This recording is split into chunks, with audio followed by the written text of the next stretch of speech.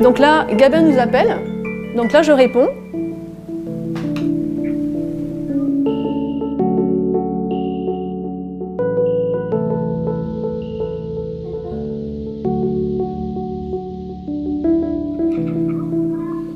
Il fait comme ça, fais coucou.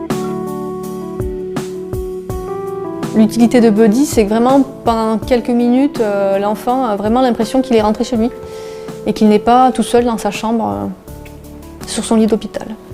Quand vous dites le mot robot devant un enfant, je pense que même les grands enfants, les adultes, bon, c'est un peu magique. Puis en plus, voilà, ça lui permet d'être pas présent à la maison, mais oui, d'avoir une présence à la maison, même si c'est pas physiquement, de partager en fait la vie de tous les jours. Ce qu'on ne fait pas quand on passe un coup de fil, puisque quand on passe un coup de fil, on le passe nous quand on a le temps, alors que là c'est l'enfant qui vous appelle. Après vous pouvez l'appeler aussi, mais donc il fait sa petite vie avec Buddy, il nous appelle, il se promène, il va beaucoup voir l'aquarium. Et puis de temps en temps il nous demande, voilà, il interagit avec son frère. Après l'école, son frère joue soit dans sa chambre au Lego, soit en bas à la console aux jeux vidéo.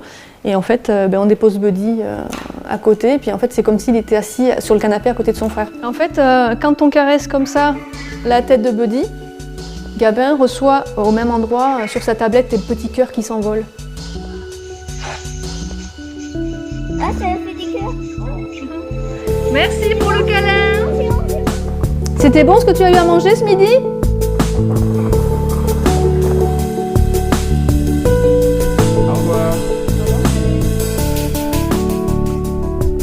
Pour moi, on est en train de faire un pas vers la guérison, clairement, mais voilà, je pense que c'est plus pour Gabin. Voilà, même si les enfants ont une capacité à s'adapter énorme, je veux dire, il ne s'est jamais plaint. Bon, voilà, après, c'est quelques mois à passer, mais après, la vie reprendra son cours.